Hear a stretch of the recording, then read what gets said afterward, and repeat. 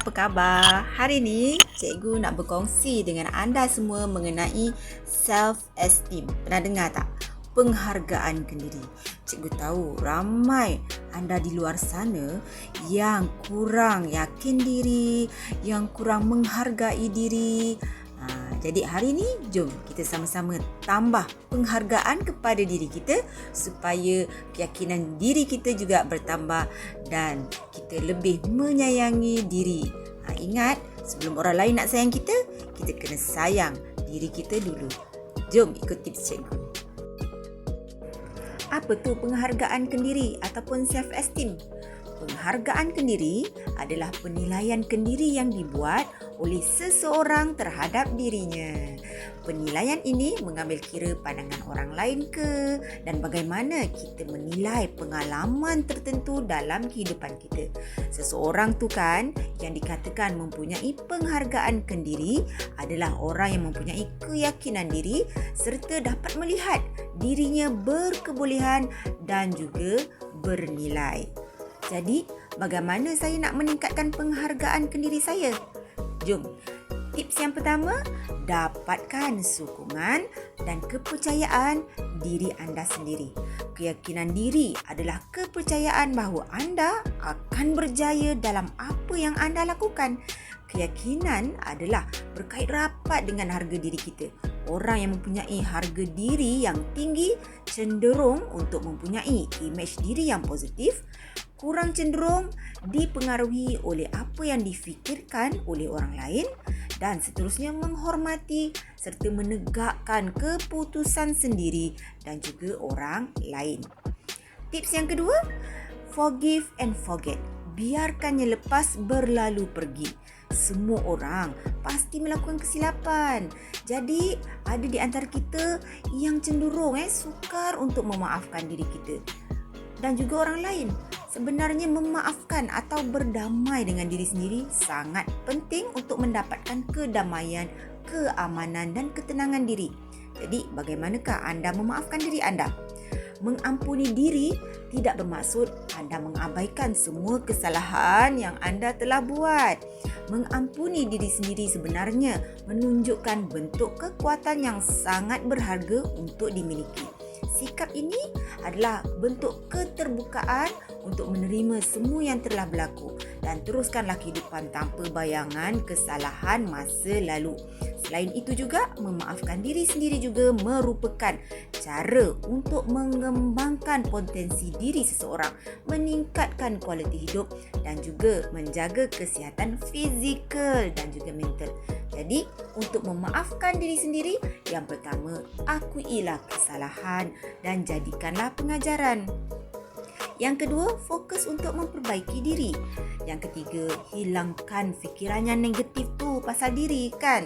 Yang keempat, belajarlah untuk mencintai diri sendiri. Bagaimana pula cara nak maafkan orang lain? Yang pertama, luahkan perasaan anda. Seterusnya, berhenti memikirkan cara nak balas dendam. Sakit hati tahu, asyik fikir je. Seterusnya, meletakkan diri anda sebagai orang yang melakukan kesalahan. Rasai dan perasaan menyesal orang lain tu. Dan akhirnya, teruskan kehidupan. Move on. Semua orang buat salah kan, termasuk diri kita. Siapa yang tak pernah buat salah? Tips ketiga untuk meningkatkan penghargaan kendiri, tingkatkan pengetahuan diri sendiri. Untuk mendapatkan pengetahuan umum memang memerlukan waktu dan usaha. Tapi waktu dan usaha ini akan menjadi sangat bernilai kerana kebanyakan sikap dan keterampilan kita yang dianggap sebagai kepintaran, kemampuan menyelesaikan masalah, rasa percaya diri dan juga keterbukaan fikiran selalu akan dinilai melalui jumlah pengetahuan umum yang dimiliki oleh seseorang. Selain itu juga, pengetahuan umum ni membantu untuk memperkembangkan kita sebagai seseorang individu yang menyertai atau menyumbangkan kepada pembangunan masyarakat yang berpengetahuan dan juga kuat. Jadi, bagaimana nak meningkatkan ilmu pengetahuan? Yang pertama, dengan teknik membaca. Bacalah buku dengan melanggan surat khabar, baca majalah, baca jurnal, semua boleh. Seterusnya, mendengar. bincang bersama rakan sekelas, rakan sekerja atau mana-mana profesional seperti guru-guru, pakar, pensyarah di sekitar anda. Ikutilah mana-mana seminar, webinar ataupun conference ataupun mengikuti kelab, buku ataupun kelompok sosial. Seterusnya, menggunakan teknologi seperti menonton televisyen, rancangan yang ilmiah, mendapatkan maklumat melalui internet, mendapatkan makluman berita melalui media sosial, main permainan yang berbentuk interaktif, program dalam talian yang mencabar had pengetahuan anda dan juga mengikuti kelas-kelas online. Seterusnya, tips keempat untuk meningkatkan penghargaan kendiri adalah bicara hati ataupun kita panggil sebagai self-talk. Bicaralah dengan hati sendiri. Perbincangan kendiri positif adalah dialog anda dengan diri sendiri menggunakan ayat-ayat yang positif. Walaupun tidak dapat didengari, percakapan diri yang positif sebenarnya dapat mempengaruhi pemikiran anda, perasaan dan juga tingkah laku. Adakah anda sedar bahawa anda sebenarnya banyak bercakap dengan diri sendiri? Cakap dalam hati tu, kadang-kadang perkara yang dinyatakan dalam bentuk ayat yang negatif dan buruk tentang diri anda. Ini biasanya berpunca dari pemikiran anda yang negatif dan pastinya tidak boleh dibiarkan begitu saja. Untuk mengatasinya, mulai sekarang anda harus membiasakan diri dengan bercakap-cakap yang positif. Banyak faedah yang anda boleh perolehi daripada melakukannya, dan bagaimana melakukannya pun tidak sukar. Cakaplah diri hebat, diri baik, banyak pencapaian yang telah aku capai dan juga sebagainya. Tips kelima, visualization ataupun memotivasikan diri dengan belajar daripada kesilapan. Tak ada siapa yang suka buat kesilapan, betul tak? Tetapi apabila kita buat silap, apabila ia berlaku, kita perlulah belajar daripada kesilapan, daripada kesalahan tu dan menyedari bahawa kesilapan merupakan bahagian penting untuk membangkitkan diri daripada kegagalan dan belajar benda baru. Tak ada gunanya merasakan rasa bersalah dan menyesal saja, tapi tak buat apa-apa. Jadi kita kena perhatikan dan belajarlah sesuatu untuk peningkatan diri kita. Kadang-kadang kita akan menjadi kritik diri, salahkan diri, terutamanya apabila menyedari bahawa kita boleh sepatutnya berubah, melakukan lebih baik. Tapi yang paling penting, anda belajar dari kesilapan anda dan tidak melakukannya lagi pada masa akan datang. Tips yang keenam, menjalinkan perhubungan yang jujur. Hubungan sosial dalam bentuk hubungan yang sihat akan mempunyai kesan yang signifikan terhadap aspek fizikal dan juga mental seseorang. Yang menariknya, ada kajian mengatakan bahawa orang yang mempunyai hubungan yang stabil dengan orang lain mempunyai risiko yang rendah untuk terkena penyakit jantung.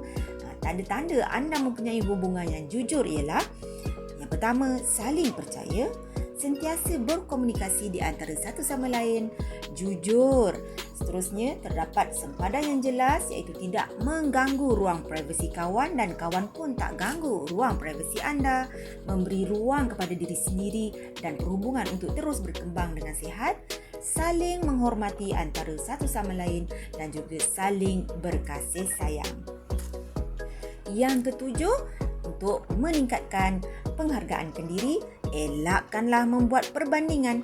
Apa pun yang berlaku, kita akan selalunya secara tak sengaja akan automatiklah compare kan, bandingkan diri kita dengan orang lain di sekeliling kita.